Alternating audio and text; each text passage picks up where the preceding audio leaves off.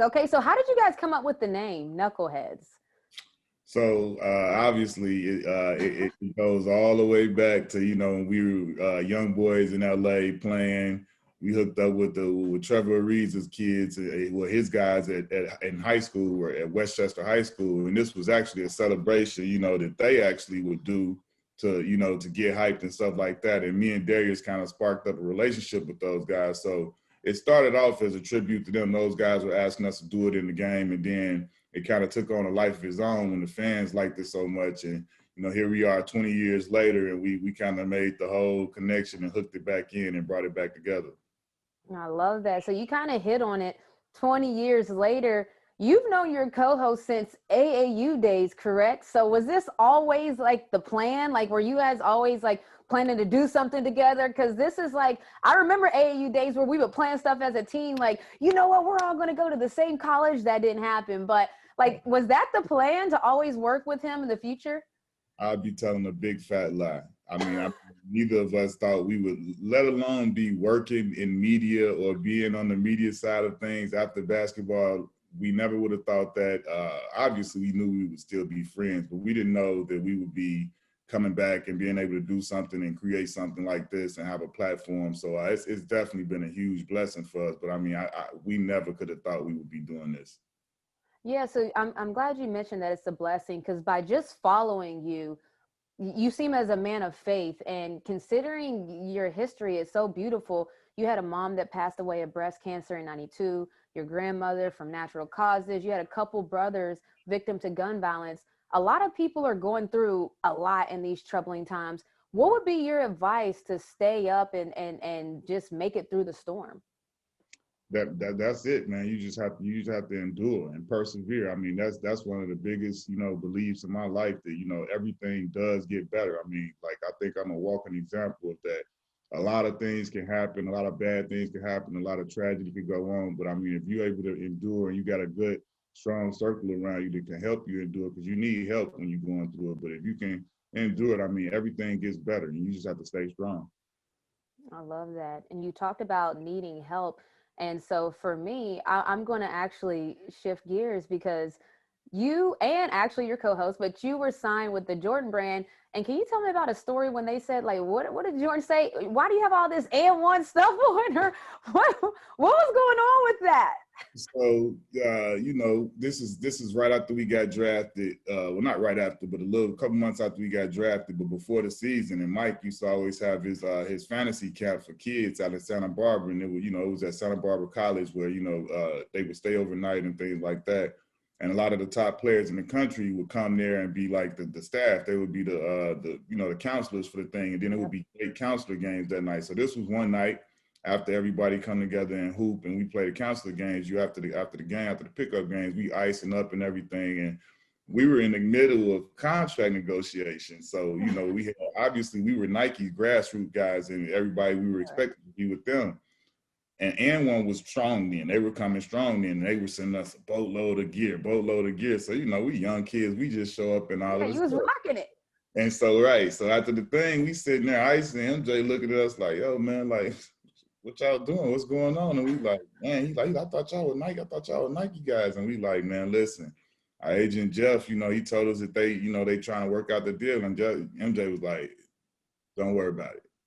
Y'all be with me." And I was like, we didn't know what that meant at that point, but obviously 19, 18, we excited. We like, Mike got us, you know what I'm saying? But we didn't know what that meant, but obviously he was only 1 year into the Jordan brand. We were there for the second year, and I've been involved with them ever since. So it's been, to have your childhood hero handpick you and tell you like that you're gonna be with me and wear my brand and endorse my gear, like you talking to a kid from Chicago who never was able to afford Jordans until I started getting them for free from my AAU program. So for me, that was like the most amazing thing ever.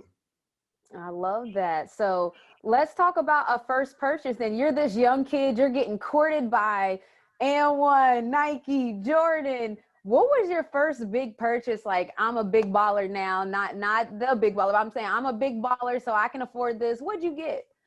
So I had to say like this. Back then in 2099, you had a rookie like it was like a fake baller starter kit, right?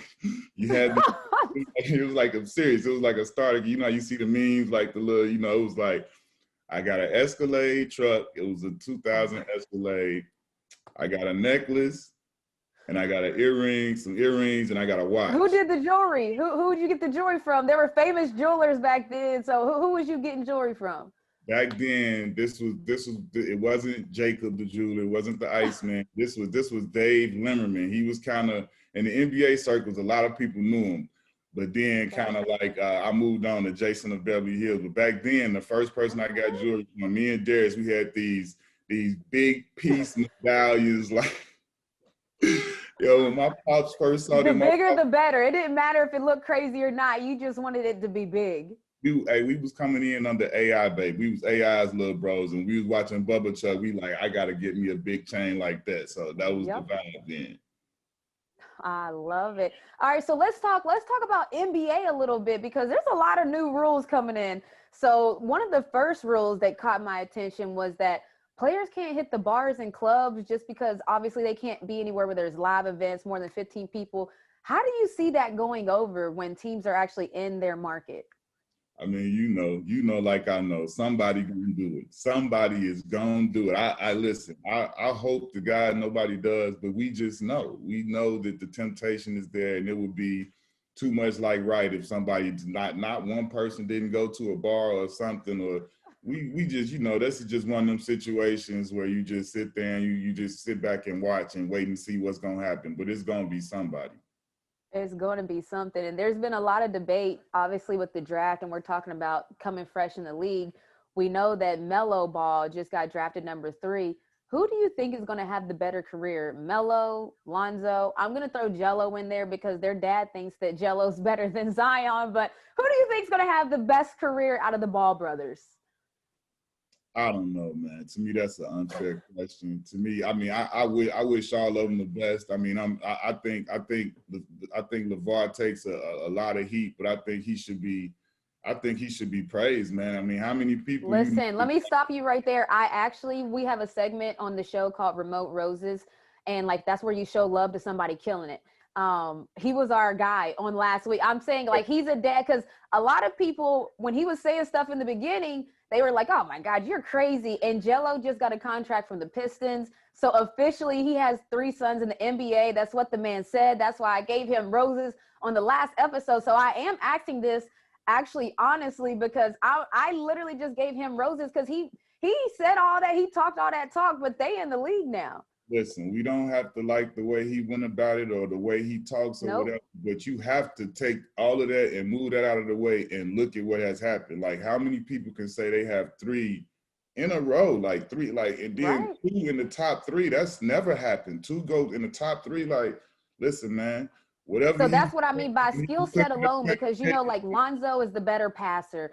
Let's say Melo finishes around the basket the best, and Jello, he's a defender, he's physical. So I'm literally talking like sports wise. Who do you think's career will have longevity, and who will be like the better player once it's all said and done?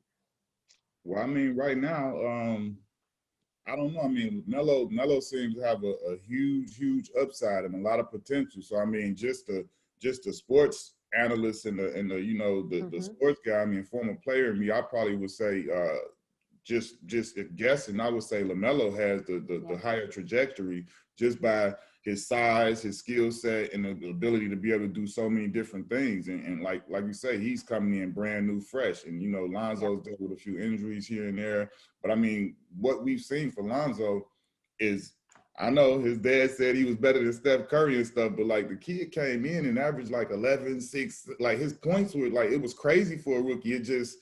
It had that loud noise over here, so it kind of got underscored for what it was. But Lonzo is a great point guard in this league for me. And I think he has a great chance to be all-star and be really, really good in this league. I think his defense and his passing is elite. Like people, like I know the shot form and everything, everybody gets on that, but yeah, his defense, his passing, his court vision, I completely agree. So now I have a question. So you were a part of the NBA Christmas games before, correct? Yes. Okay, so what was that experience like? Because for me, a part of our family tradition is to watch the games. But what is that like being a part, just having to prepare on Christmas Eve for a Christmas Day game? Like, what is that like? Do you do the presents before you go to the game? Like, what does that day look like? What time your game is, but fortunately we had a kind of middle to the day earlier one, so it was like you just got it out the way earlier, and then you got a chance to go home and enjoy everything, and you watched everything else that was going on.